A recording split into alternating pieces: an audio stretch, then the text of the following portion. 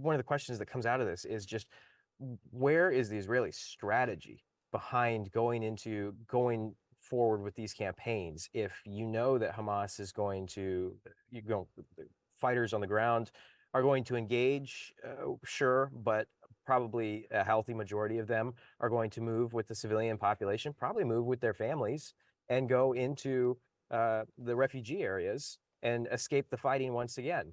And Sinwar is going to move through the tunnel network and go to wherever the fighting is least intense. This is Times Radio Breakfast. It's 6 minutes past 6. Now, Israel has told tens of thousands more Palestinians to leave Rafah in southern Gaza.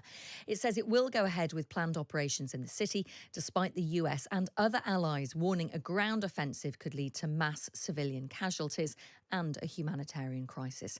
Let's speak to our reporter, Zach Anders, who's in Tel Aviv. Good morning, Zach. Good morning, Chloe. Now, we spoke yesterday as this started to unfold. What do we know about the latest situation inside Rafah? So we should expand a bit and say that the IDF is now performing two offensive at the same time, moving westward into Rafah and also returning to the Jabalia neighborhood near Gaza City at the same time. That's actually where on Friday, five IDF soldiers were killed, but the fifth was just announced. Now the total number of soldiers who have been killed in Gaza, 272. The level of airstrike activity in the Jabalia neighborhood yesterday, as I'm following two women posting from Gaza, they described over 100 airstrikes taking place. The IDF has asked any civilians in that area to move west as well. Altogether, with the two evacuation notices that were handed down yesterday, the United Nations says some 300,000 people were asked to move. Unclear how many between Jabalia and between Rafah actually did get those warnings and did start to move, because again, the airstrikes are taking place just about right after those evacuation notices come down. And those evacuation notices, just explain to our audience how people are notified that they have to move. The first sign you're going to get is thousands of pamphlets dropped from planes in the air, and then text messages are often sent to basically everyone in Gaza. They use a geolocating service and send it that way.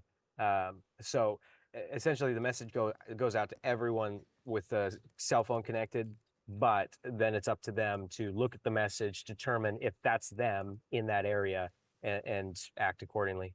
What do we know about what Israel is describing as expanded humanitarian zones? What's there? And are those zones able to cope with the sheer number of people heading that way?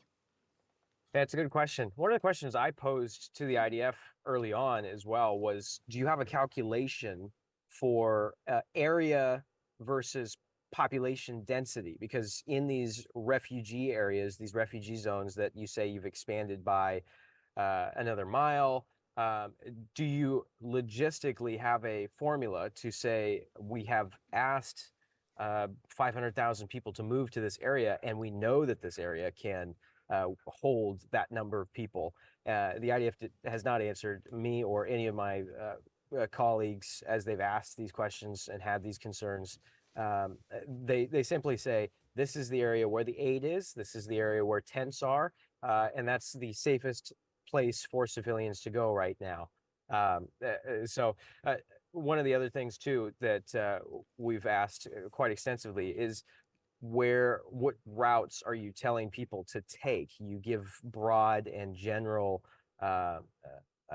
language saying move west.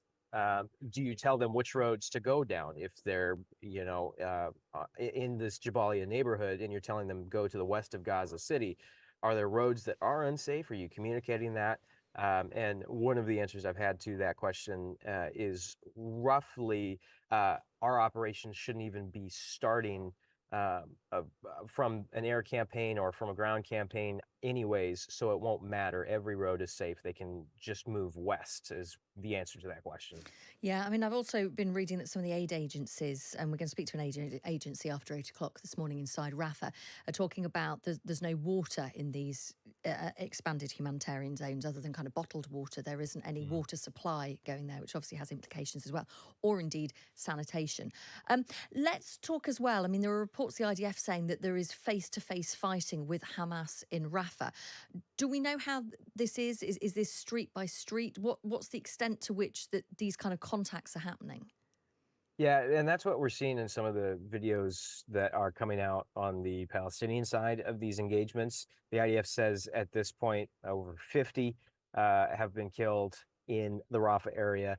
Uh, what is more remarkable about this is because it's resembling some of the storylines that we followed in November and December early on.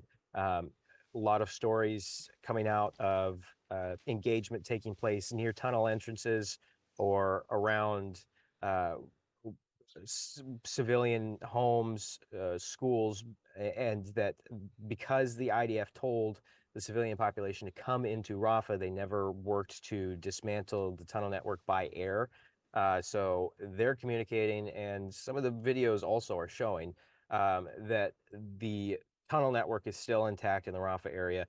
One of the other things they said, which I had mentioned yesterday as well, but I think it's worth bearing repeating, that the IDF has communicated, the Israeli establishment, I should say, has communicated that we're going into Rafah because that's where Sinwar is. The leader of Hamas is there. And yesterday, two high-level officials quoted in the Times of Israel saying, Sinwar's moved. He's no longer in Rafah. He's moved to Khan Yunis.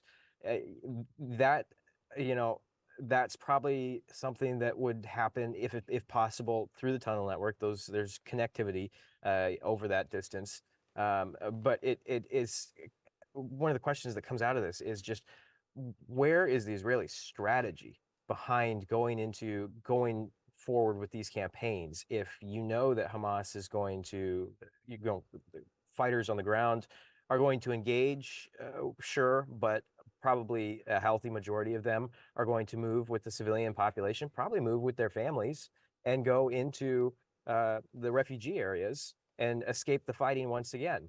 And Sinwar is going to move through the tunnel network and go to wherever the fighting is least intense. They have that capability. So the no answer directly to what the Israeli strategy here is. They haven't spoken publicly about how they see an end to this conflict, how they see a complete defeat of Hamas, other than they go into Rafah, they engage the 4 remaining Hamas battalions that they're calling them, and that supposedly that will bring an end to the war. But we're already starting to see over the last few days, the level of fighting that is taking place is showing that Hamas's strength 6 months on is still capable of this level of engagement. They're still capable of firing rockets on Israeli cities. Beersheba and Ashkelon have been under rocket attacks for the first time in months.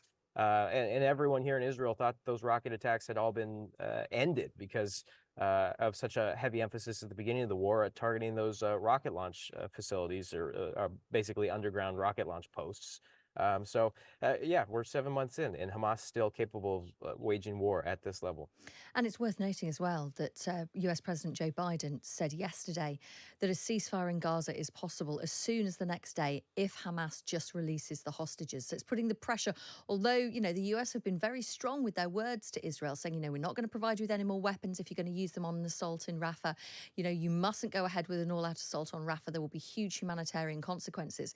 But still saying, ultimately, the ball is in your court, Hamas. If you release the hostages, this stops the next day. Yeah, it looks like too from the Israeli mindset, as long as they apply as maximum military pressure here, that's going to be their thinking is that will be what frees our hostages. I should mention as well that one of my colleagues, Ralph Sanchez at NBC, put together some really great work yesterday. And throughout this conflict, if you're not following him, he's been one of the best out here covering this conflict. A scoop on their end that although Rafah and Kerem Shalom crossings are closed for aid, the IDF says Kerem Shalom is not closed, but the UN says, sure, you say it's not closed, but no trucks are getting through because tanks are in the way. One of the Israeli officials told NBC that they would be willing to evacuate American civilians, volunteers, potentially through Kerem Shalom. And to my knowledge, over the course of this conflict, no civilians have come through that crossing on the Israeli side.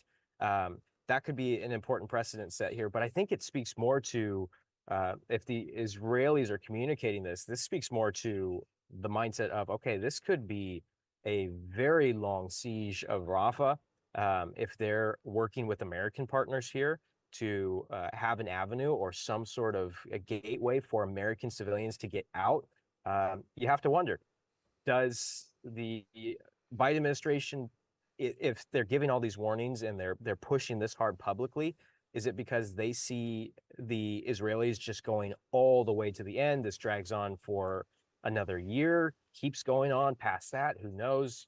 But I thought it was very interesting that the Israelis, for the first time in this conflict, willing to say as much publicly and provide that just for American citizens. There might be something there. At least that's my interpretation of it. Zach, really interesting to speak to you as ever. Thank you so much. Thank you. So, reporter Zach Anders, who is in Tel Aviv. We will continue, of course, to keep an eye on the situation in Rafah.